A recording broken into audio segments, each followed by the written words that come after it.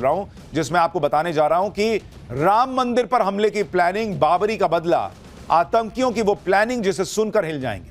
हिंदू त्योहार, हिंदू मंदिर, आतंकियों के खौफनाक प्लान में और क्या क्या टारगेट पर था, अब इसका जो खुलासा हुआ है वो आपके लिए अब उसका चैप्टर खोलता हूं। दिल्ली धमाके में आज भी जबरदस्त एक्शन चल रहा है।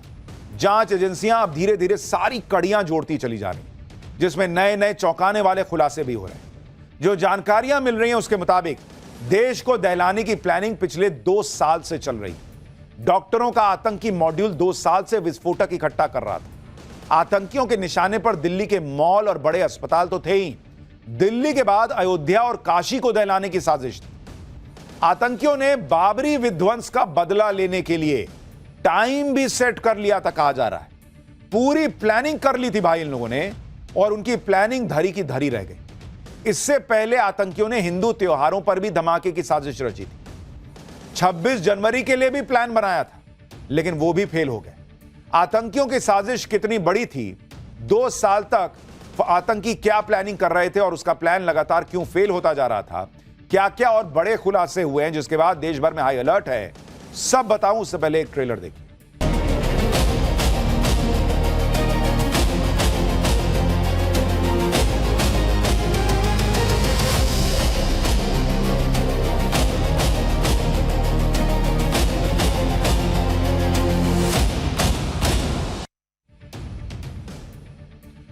दिल्ली में लाल किले के पास हुए ब्लास्ट की साजिश 1-2 दिन में नहीं रची, बल्कि इसकी प्लानिंग कई सालों से की जा रही थी, कहा जा रहा है। आतंकी डॉक्टर अदील और मुजम्मिल के साथ गिरफ्तार की गई डॉक्टर शाहीन ने पुलिस के सामने बड़ा कबूलनामा किया है। डॉक्टर शाहीन ने पुलिस को बताया कि आतंकी पिछले 2 साल से देश में धमाके की प्लानिंग कर रहे थे। शाहीन और उसके सहयोगी व्हाइट कॉलर टेरर मॉड्यूल से जुड़े थे, जो जैश ए मोहम्मद और अंसार गजवतुल हिंद से संपर्क में था। आतंकी उमर, अदील और मुजम्मिल 2 साल से अमोनियम नाइट्रेट जैसे विस्फोटक जमा कर रहे थे। सोचिए बॉस, 2 साल से। फरीदाबाद में आतंकी मुजम्मिल के 2 ठिकानों से पुलिस ने 2900 किलो अमोनियम नाइट्रेट बरामद किया था। इनका मकसद जैश ए मोहम्मद के निर्देश पर देश भर में बड़े पैमाने पर धमाके करने का था। दिल्ली धमाके के बाद हो रही इन्वेस्टिगेशन में जो खुलासे हो रहे हैं वो और चौंकाते चले जा रहे हैं। आतंकियों के निशाने पर उत्तर प्रदेश के मंदिर और धार्मिक स्थल थे। खास तौर पर आतंकियों ने अयोध्या के राम मंदिर और वाराणसी के काशी विश्वनाथ मंदिर को टारगेट किया हुआ था। गिरफ्तार हुई आतंकी शाहीन ने तो अयोध्या में स्लीपर सेल को एक्टिवेट भी कर रखा था। आतंकियों की हिटलिस्ट में दिल्ली के अस्पताल और भीड़भाड़ वाले इलाके भी थे। सूत्रों के मुताबिक इन लोगों का प्लान दिवाली के दिन धमाके करने का भी था, यानी हिंदू मंदिर और हिंदू त्योहार ये इनके निशाने पर थे। जैसे वहां पहलगाम में हिंदू जो सैलानी थे उनको टारगेट किया गया। आतंकियों के खुलासे के बाद अयोध्या से लेकर वाराणसी तक सुरक्षा बढ़ा दी गई है। काशी विश्वनाथ मंदिर के बाहर स्पेशल कमांडो ने मोर्चा संभाल लिया है। दशाश्वमेध घाट समेत प्रमुख घाटों पर ड्रोन से निगरानी रखी जा रही है। वाराणसी में सुरक्षा को लेकर क्या माहौल है, पहले एक रिपोर्ट देखिए, फिर बाबरी मस्जिद को लेकर ये लोग क्या सोच रहे थे वो बताता हूं।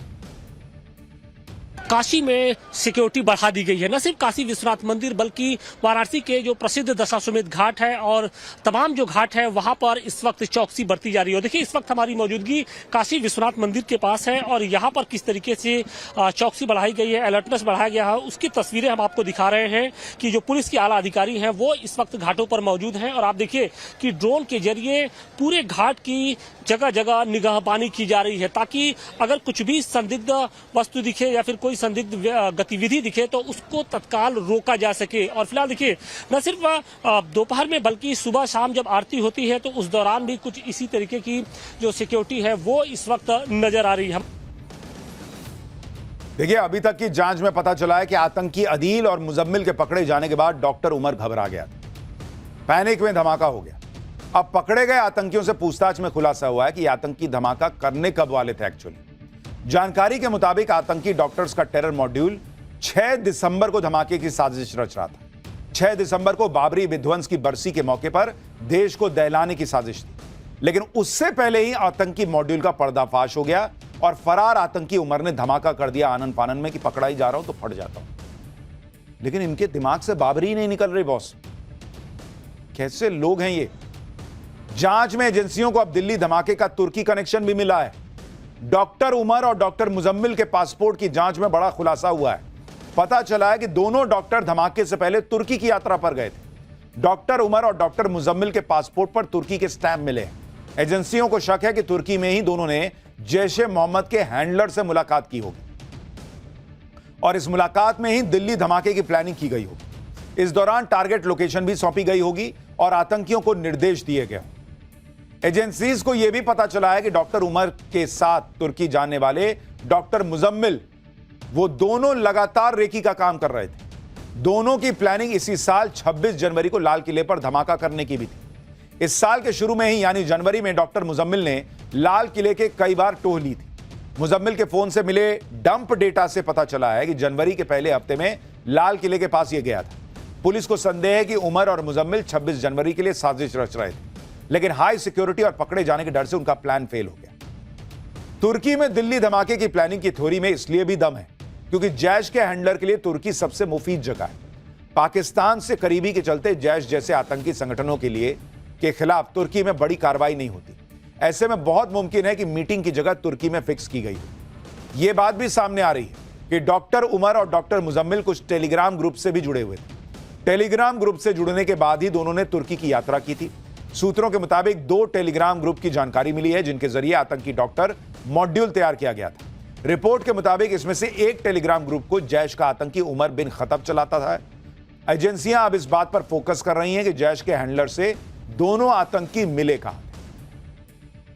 तुर्की से लौटने के बाद ही आतंकी डॉक्टर उमर और डॉक्टर मुजम्मिल ने देश के अलग अलग हिस्सों में एक्टिव होने की योजना बनाई। माना जा रहा है कि जैश हैंडलर ने ही उन्हें निर्देश दिया था कि आतंकी डॉक्टर मॉड्यूल को देश भर में फैलाओ। आतंकी किसी एक जगह पर फोकस ना करें ताकि भारतीय एजेंसियों की नजर उनके ऊपर ना पड़े। ऐसे में आतंकी डॉक्टर्स ने फरीदाबाद और सहारनपुर को चुना, जहां देश को दहलाने की साजिश रची गई। पुलिस यह भी पता करने में जुटी है कि जब आतंकी उमर लाल किला पार्किंग में कार में बैठा था तो क्या वो जैश के इसी हैंडलर के संपर्क करने की कोशिश कर रहा था या निर्देश ले रहा था जिससे वो ऐप के जरिए बात करता था। दिल्ली ब्लास्ट की जांच में एक और खुलासा हुआ है। दिल्ली में जिस टेरर मॉड्यूल ने ब्लास्ट किया वो 37 दिन पहले एक्टिव हुआ था। सूत्रों के मुताबिक 4 अक्टूबर को सहारनपुर के डॉक्टर आदिल की शादी जम्मू कश्मीर में हुई थी। डॉक्टर आदिल की शादी के अगले ही दिन यह टेरर मॉड्यूल एक्टिव हो गया था। इसका मकसद फौजियों को धमकाने वाले पोस्टर, हथियारों की सप्लाई और पैसों का इंतजाम करना था। डॉक्टर आदिल लॉजिस्टिक और फाइनेंशियल चैनल संभालता था। इनका प्लान था कि मेडिकल प्रोफेशन की आड़ में फंडिंग और ट्रांसपोर्टेशन चैनल बनाए जाए। डॉक्टर आदिल की शादी में कौन कौन से मेहमान गए थे इसकी भी अब जांच हो रही। पहले आतंकियों के जनाजे में लोग जाते थे, वहां ये सब करते थे। अब बताइए शादी ब्याह में ये सब चल रहा है। फिलहाल डॉक्टर आदिल पुलिस की गिरफ्त में है, उससे पूछताछ चल रही। दिल्ली धमाके के बाद जांच एजेंसियों की नजर फरीदाबाद की अल फलाह यूनिवर्सिटी पर भी टिक गई, क्योंकि यही वो यूनिवर्सिटी है जहां पर कश्मीर के 3 डॉक्टर्स पर देश की राजधानी दिल्ली को दहलाने की साजिश रचने के आरोप लगे और इसी यूनिवर्सिटी के पास के इलाके में विस्फोटक इकट्ठा हुआ। ऐसे में इस यूनिवर्सिटी के बारे में भी जानना जरूरी है। फरीदाबाद की अल फलाह यूनिवर्सिटी साल 2014 में हरियाणा विधानसभा के एक विशेष अधिनियम के तहत बनाई गई थी। 2015 में इसे यूजीसी की मान्यता मिली। इसका करीब 70 एकड़ में फैला कैंपस हरियाणा के नूह बॉर्डर के पास में बना हुआ है। इस यूनिवर्सिटी में भारत के साथ साथ दूसरे देशों के छात्र भी पढ़ते हैं। यूनिवर्सिटी के अंदर एक बड़ा 650 बेड वाला अस्पताल भी है। अल फलाह यूनिवर्सिटी का संचालन अल फलाह चैरिटेबल ट्रस्ट करता है। इस यूनिवर्सिटी में डिप्लोमा, ग्रेजुएशन, पोस्ट ग्रेजुएशन और पीएचडी जैसे कई कोर्स चलते हैं। यहां एमबीबीएस की करीब 200 और एमडी की 38 सीटें हैं। टेरर मॉड्यूल की जांच के दौरान गिरफ्तार किया गया doctor Muzammil Al Falah school of medical sciences and research centre में लेक्चरर था और यूनिवर्सिटी के कैंपस में ही रहता था। इस बीच जांच में पता चला है कि तीनों डॉक्टर यानी डॉक्टर उमर, डॉक्टर आदिल और डॉक्टर मुजम्मिल की मुलाकात जम्मू कश्मीर में मेडिकल कॉलेज में पढ़ाई और काम के दौरान। कॉमन बात यह है तीनों में कि इन तीनों ने गवर्नमेंट मेडिकल कॉलेज अनंतनाग में काम किया और इसी दौरान तीनों आतंकी संगठनों के संपर्क में आए। आज भी अल फलाह यूनिवर्सिटी में पूरे दिन हलचल रही है। हरियाणा पुलिस की टीम पहले से ही अल फलाह यूनिवर्सिटी में मौजूद है। आज दिल्ली पुलिस की स्पेशल टीम भी इन्वेस्टिगेशन करने पहुंची। इसके बाद एनआईए की टीम पहुंची। इस दौरान अल फलाह यूनिवर्सिटी के स्टाफ और डॉक्टर से पूछताछ हुई। हालांकि यूनिवर्सिटी ने एक बयान जारी करके कहा है कि उनकी यूनिवर्सिटी का आतंकियों से कोई लेना देना नहीं। आज अल फलाह यूनिवर्सिटी के बाहर कैसा माहौल था, वहां क्या हुआ है, उस पर एक रिपोर्ट देखिए। फिर आपको डॉक्टर निसार के बारे में बताता हूं कि उसका क्या किरदार था।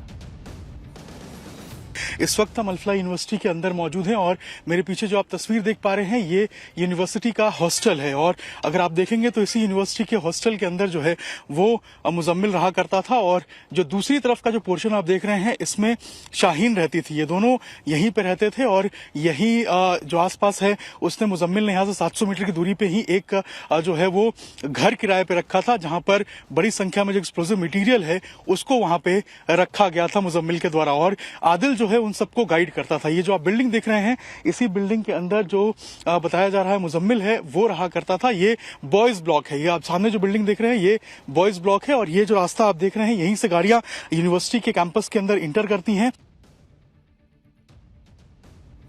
पुलिस को अल फलाह यूनिवर्सिटी के ही एक और डॉक्टर जिसका नाम निसार गिलानी है उसकी भी तलाश है। आतंकियों के पकड़े जाने के बाद से वो फरार है। डॉक्टर निसार गिलानी जिसकी तस्वीर आप देख रहे हैं इससे पहले कश्मीर के SMHS अस्पताल में तैनात था, लेकिन आतंकी गतिविधियों में लिप्त होने के कारण उसे सस्पेंड कर दिया गया। डॉक्टर निसार गिलानी को अलगाववादी नेता का करीबी माना जाता है। डॉक्टर निसार की बेटी भी अल फलाह में पढ़ती है, उसे हिरासत में लेकर पूछताछ की जा रही है। लेकिन सवाल यह है कि जब पहले भी ये आतंकी गतिविधियों में शामिल होने की वजह से सस्पेंड हो चुका था तो इसको दूसरी नौकरी मिल कैसे गई वहां? एक तरफ आतंकी इतनी बड़ी साजिश रच रहे थे, देश को दहलाने की प्लानिंग कर रहे थे, लेकिन महबूबा मुफ्ती को इनसे भी हमदर्दी हो रही। देश के नेता ऐसे समय में क्या कर रहे हैं, एक बार सुनिए फिर आगे की बात बताओ। अगर खुदा ना खास्ता इन्वेस्टिगेशन के बाद जो बहुत साफ सुथरी होनी चाहिए, ये वाकई होता है कि ये डॉक्टर इसमें मुलविस थे, तो मुझे लगता है हम जम्मू कश्मीर के लोगों के लिए, बिलखुसूस हम मुसलमान कौम के लिए ये लम्हे फिक्र है। ये बहुत ही ज्यादा जो अफसोस करने की वजह है, क्योंकि न सिर्फ हमारे जो बेस्ट ब्रेन्स हैं वो जाया हो रहे हैं, बल्कि हमारे ऊपर बहुत बड़ा दाग लग रहा है। और साथ ही जो इन लोगों के जिन पे शक है अभी तो कोई प्रूव नहीं हुआ है, जिनको जो मशकूक हैं, जिनके ऊपर शक है, उनके घर वालों को, उनकी फैमिलीज को जो पूछताछ करनी है बेशक पूछताछ करें, मगर एक तरीके का उसका इस्तेमाल करें, उनको मुजरिम समझ के पूछताछ न करें। इन्हें अभी भी शक है। जब ये लोग मान लीजिए साबित हो जाएं, उसके बाद ये दूसरी चीज शायद ये कहेंगे कि कोई मजबूरी रही होगी, किसी ने पता नहीं मारा पीटा होगा, कोई दर्द रहा होगा, कोई यूं ही आतंकी नहीं बन जाता। ये सब घिसा पिटा जो टेप रिकॉर्डर इन लोगों का है वो देश सुनता रहा है। महबूबा मुफ्ती पर आरोप लग रहा है कि वो आरोपियों को कवर फायर दे रही। तो कर्नाटक के मंत्री इसमें पॉलिटिकल कनेक्शन खोज के लिए आए। बॉस, कर्नाटक सरकार के मंत्री जमीर अहमद ने क्या कहा है वो सुनिएगा तो शॉक्ड रह जाएगा। सुनिए जरा भाई साहब। हमको आश्चर्य क्या है, ये बॉम्ब ब्लास्ट जो हुआ है 10 तारीख को हुआ है, 11 तारीख को चुनाव है बिहार के अंदर। अभी आप भी देखे होंगे हमारा कन्नड़ माध्यम के अंदर वो लोग बोल रहे थे कुछ पॉलिटिकल है क्या करके। हमको भी ये सुनने को आ रहा है कि इसके अंदर पॉलिटिकल इन्वॉल्वमेंट है करके सुनने को आ रहा है, पक्का नहीं बोलता हूँ। और ये जो भी पॉलिटिकल अगर बेनिफिट को एक आदमी की जान लेना है ना, उसको सही में उसको अच्छा नहीं होता है। आप इन लोगों का लेवल सोचिए बॉस। बिहार इलेक्शन था, पॉलिटिकल कनेक्शन सुनने में आ रहा है। जब सुनने में आ रहा है कंफर्म नहीं है तो बोल किस ले रहा है? क्या लोग हैं बॉस। और इस पॉलिटिक्स के बीच दिल्ली ब्लास्ट पर बागेश्वर बाबा ने बड़ी तीखी बात कह दी। बागेश्वर बाबा ने सवाल उठाते हुए कहा कि जो विस्फोटक मिल रहा है वो एक ही जगह से एक जैसे लोगों से क्यों मिल रहा है। उन्होंने कहा कि अगर आज हिंदू एकजुट नहीं हुआ ना तो आने वाले समय में गली मोहल्ले में बम फूटेंगे। कुछ विदेशी ताकतें हिंदुओं की एकता से घबरा गई हैं। और बात ये उठ रहा है प्रश्न चिन्ह कि आखिर जो दंगा जिसके यहाँ से RDX पकड़ा गया वो एक ही कौम के क्यों निकले और वो एक ही जगह से सामान क्यों निकला। आखिर कौन सी ऐसी शिक्षा नीति है जो इन लोगों को इतना मजहबी कट्टरपंथी बनाती है। हमें लगता है कहीं ना कहीं इस देश के मदरसों की शिक्षा नीति में सुधार की आवश्यकता है। आज हमने यदि एकजुट होकर आवाज नहीं उठाई तो वो दिन दूर नहीं।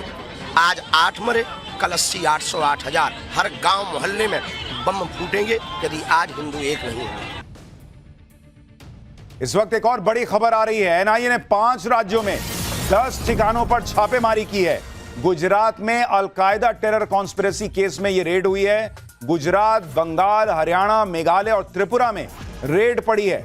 एनआईए ने कई डिजिटल उपकरण बरामद किए हैं। भारत में अवैध घुसपैठ से जुड़ा केस मिल रहा है। साल 2023 में 4 बांग्लादेशियों ने घुसपैठ की थी और भारत में घुसपैठ चारों का कनेक्शन अलकायदा से पाया गया। अब आप सोचिए बॉस, कहां एक तरफ जैश का मामला चल रहा है, दूसरी तरफ अलकायदा से कनेक्शन की बात हो रही है। मतलब भारत को हिला देने के लिए कितने बड़े बड़े आतंकी संगठन लगे हुए हैं। लेकिन अगला चैप्टर देखिए, जिसमें आपको बताने जा रहा हूं कि आतंकी मसूद अजहर से फंडिंग, लेडी आतंकियों की भर्ती, डॉक्टर से आतंकी बनी शाहीन की पूरी कुंडली खुली तो क्या मिला। आतंकियों की कमांड